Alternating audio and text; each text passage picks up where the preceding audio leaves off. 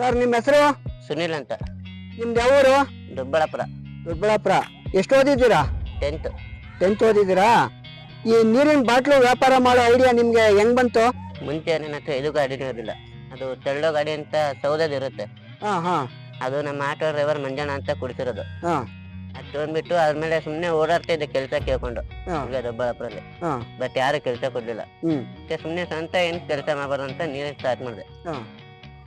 ನೀರಿಂದ ಇಷ್ಟ ಬಂತು.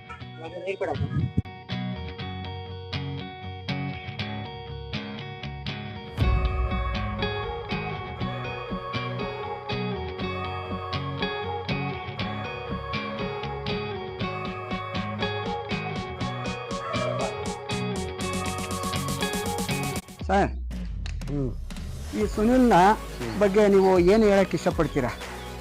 ದೊಡ್ಡಬಳ್ಳಾಪುರ ಬಸ್ ಸ್ಟ್ಯಾಂಡಲ್ಲಿ ಎಷ್ಟೋ ಜನ ಕೈ ಕಾಲು ಎಲ್ಲ ಚೆನ್ನಾಗಿರೋದೇ ಭಿಕ್ಷೆ ಬಿಡ್ಕೊಂಡು ತಿಂತಾರೆ. ಆದರೆ ಹುಡುಗ ಕೈ ಕಾಲೆಲ್ಲ ನೆಚ್ಚ ಇಲ್ಲ ಅಂದ್ರೂ ನೀರಿನ ಬಾಟ್ಲು ಮಾರಿ ಜೀವನ ಮಾಡ್ತಾವೆ.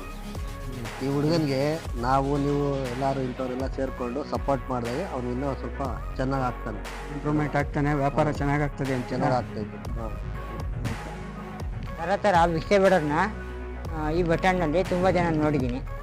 ಆದರೆ ಈ ಹುಡುಗ ಭಿಕ್ಷೆ ಕೇಳ್ತಾ ಇಲ್ಲ, ಒಂದು ಬಾಟ್ಲು ನೀರು ತಗೊಳ್ಳಿ ಅಂತ ಹೇಳ್ತಾ ಇದ್ದಾನೆ.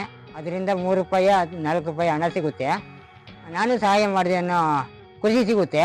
ಅದರಿಂದ ಅವ್ರ ಜೀವನ ನಡೆಯುತ್ತೆ. ದೊಡ್ಡಬಳ್ಳಾಪುರಕ್ಕೆ ನಮ್ಮ ಪಕ್ಕದ ರಾಜ್ಯಗಳಾದ ತಮಿಳುನಾಡು, ಬಿಹಾರ, ಒರಿಸ್ಸಾ, ಆಂಧ್ರ, ಮಹಾರಾಷ್ಟ್ರ ಮುಂತಾದ ರಾಜ್ಯಗಳಿಂದ ದೊಡ್ಡಬಳ್ಳಾಪುರಕ್ಕೆ ವಲಸೆ ಬಂದು ಎಷ್ಟೋ ಜನ ಇಲ್ಲಿ ತಮ್ಮ ಜೀವನನ ಕಟ್ಕೊಳ್ಳೋದಕ್ಕೆ ನಾವು ಅನುಕೂಲ ಮಾಡಿಕೊಟ್ಟಿದ್ದೀವಿ.